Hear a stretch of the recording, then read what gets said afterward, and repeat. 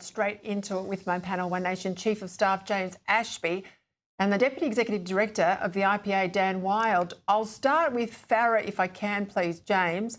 A by-election date yet to be determined, but imminent, of course.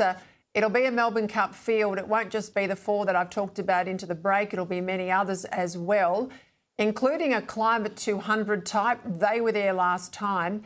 Helen Dalton was shooters, fishers, farmers. A long history in the water debate. There's talk she'll come along and run for you. And I noticed Pauline's statement on Friday regarding this seat mentioned water. Is she your pick? No, she's not. There are 75 people who've put expressions of interests in over the last 48 hours. And, of course, because there hasn't been an election date scheduled by the Speaker of the House, we still have plenty of time to be able to go through those 75 applicants. I think it's only fair to do that, all of which are members of our branch. And, Peter, I've got to be honest, Farah is the second largest branch that One Nation have in the country, only just shy of New England. So there are plenty of options. There's some people in the mix that have got AOs. There are cotton farmers. There are people on boards. So there's some really good talent there. And, of course, the biggest issues are water. The gun issue has not escaped the people of Farah.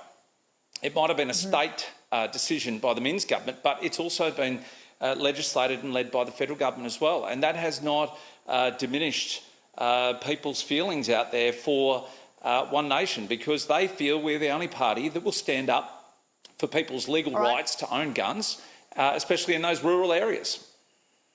I'm going to get out there. I know Farah well. I know many of that Riverina country, so I'll get out on the ground and I'll give my viewers a view from there once I've had a talk to some locals in plenty of pubs up and down that area. If I can bring you in on this, Dan, Jeff Kennedy in Victoria says the Libs to win there, to beat off a bad Labor government under Jacinta Allen, really need to get into bed and do a sort of a grand coalition with One Nation. Now, you go back even 12 months, you'd never get that sort of thinking in Victoria. Do you think it should happen? Well, there's a couple of things about preference deals. I mean, the first thing is if the Liberal Party wants to survive and get into government, whether at a state level or federal level, they've got to get the primary vote up. So all of the discussion here needs to be focused on how does the Liberal Party get its primary vote up.